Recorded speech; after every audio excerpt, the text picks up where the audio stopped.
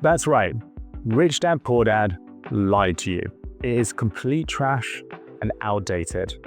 I am a young millionaire, built my first million in just 6 years, retired at the age of 34, and now have around 30 properties. I bought my first property 11 years ago, and yes, it was buying my own home, and it was one of the best decisions I ever made and fast-tracked me to retire early. In this video, we're going to talk through the top 3 lies that Robert Kiyosaki said within his most famous book. I'm going to break down each one of them, why they're wrong, how you can make sure homeownership works for you and fast tracks your financial success. And as we go through this video, I'm going to talk to you about exactly what I did step by step so you know how to bring this to life.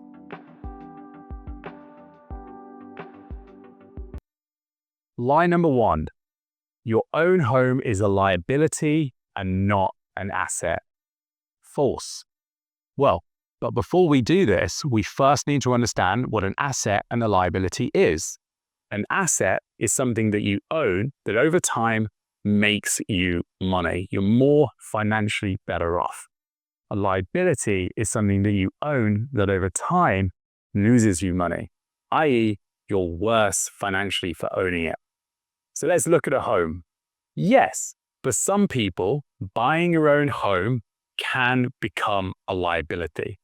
Because yes, you've saved on that rent, but then now you've got a mortgage, you've got bills, you've got property taxes, you've got maintenance costs, right? You've got to furnish that home. There's all of these costs that we need to consider. And if by owning that home, we've got all of these costs and that outweighs what we were paying on rent, well then yes, it's become a liability.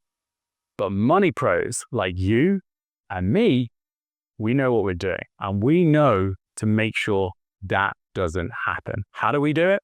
Well, we make sure that the rent we're saving is less than the money we're spending on this new home. So how do we do it? Well, we look at all the costs associated with owning your own home and we make sure they're as cheap as possible.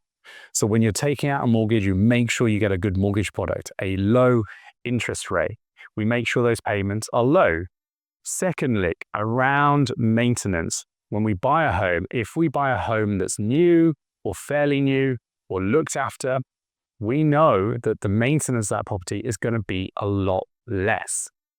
Also, I think that a lot of people do is when they go to buy their first home, what they do is they go from a poor area, a small property, they go buy the biggest property they can with loads of bedrooms in a really nice area. And what does that do? It means that the mortgage is going to be higher because it's a higher priced property. So be careful of this. When you buy your own home, make sure you're buying a property in a cheaper area, smaller, so it's not suddenly way bigger than you're renting, so that the mortgage costs are kept low.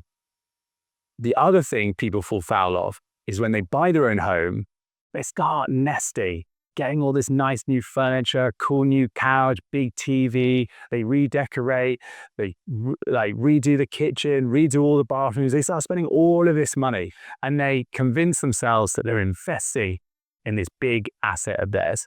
But the problem with that is if you start putting all of that money into the building, you are not going to get that money back. Yes, maybe the value of the home is going to go up a bit, but by no means on how much you're spending on the home.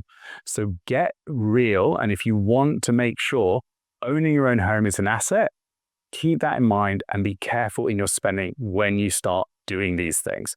When you're renting a property, you don't have all fancy gear in there. You don't have new bathrooms every year, right?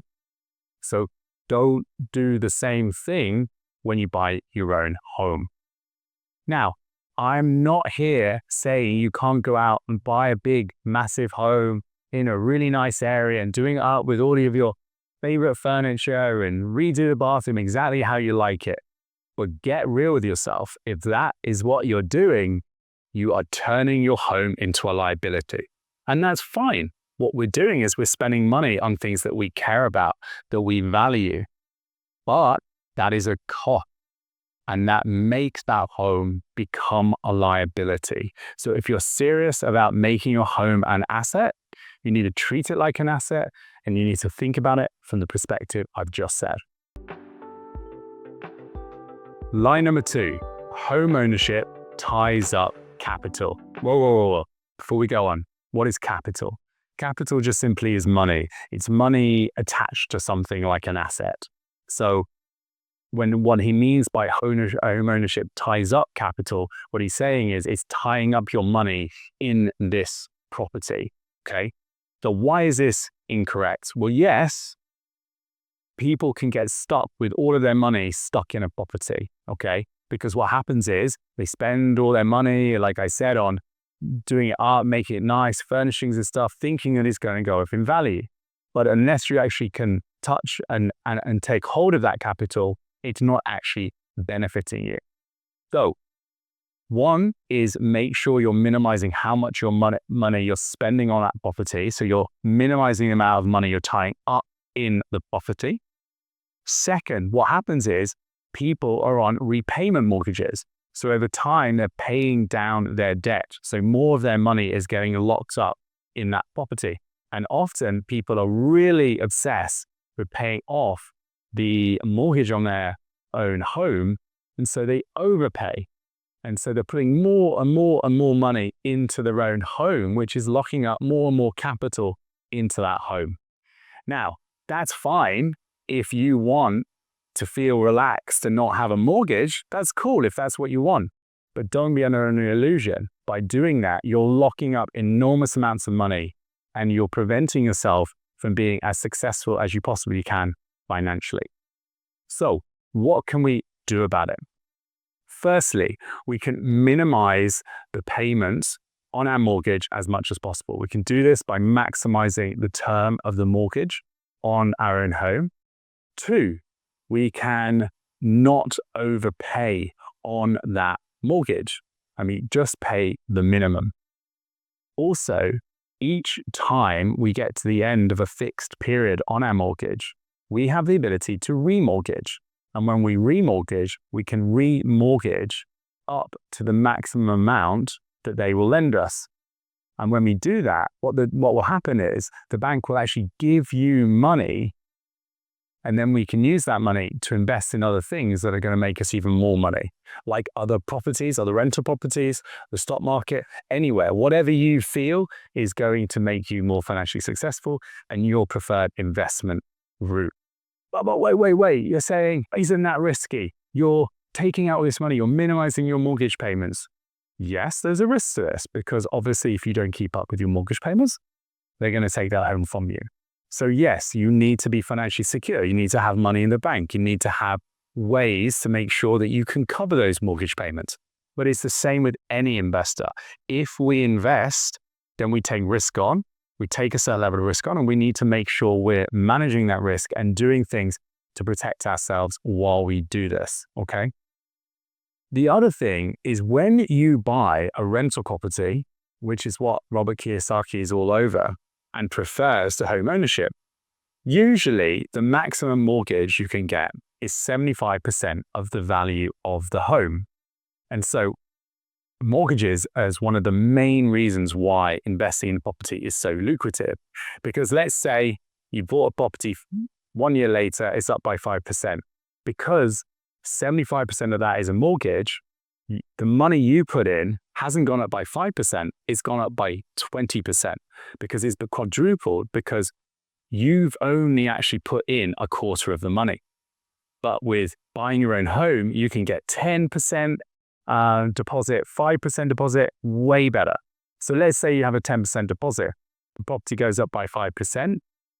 The money that has gone up, the increase in what you've put in is 10x because you've put in, say, 10 grand, £10,000 on a £100,000 property. It's gone up by 5%, which is, say, £5,000.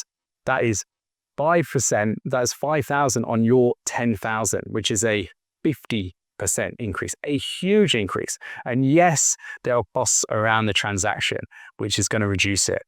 But it's still a huge, huge increase. And that is why buying your first home can be extremely powerful. Now, this isn't something I'm saying everyone needs to do. If you want to pay off your mortgage, great. If you feel that minimizing your payments is going to put you under too much financial risk, don't do it. You need to make sure you have savings, you have money accessible, that you have a good, reliable income. So if things happen, things go wrong, that you can still maintain those mortgage payments and still keep that house. What I'm saying is that if you do this in the right way, you can make more money by owning your own home than you can by taking that money and investing in rental profit properties or in other things like the stock market. What if Rich Dad Poor Dad was only right for people who did not know how to leverage real estate? What do you think? I really want to know. Let me know in the comments. Line number 3, you cannot rely on real estate appreciation. And what is appreciation? It simply means going up in value. So yes, not every home goes up in value every year. That's true. And not only that, you've got all of these costs associated with the property. So yeah, lots of people can end up with their own home going down in value, being less than what they bought it for. That's true. But money pros like you and me know how to make sure this doesn't happen. And actually, in property, most of the money is made on capital appreciation, not on rental income, which is what Robert Kiyosaki is all in favor of. That is because capital appreciation isn't as reliable as rental income. And so the market favors rental income. That's what people mostly pursue. And so because of that, there's more competition for it and less money being made.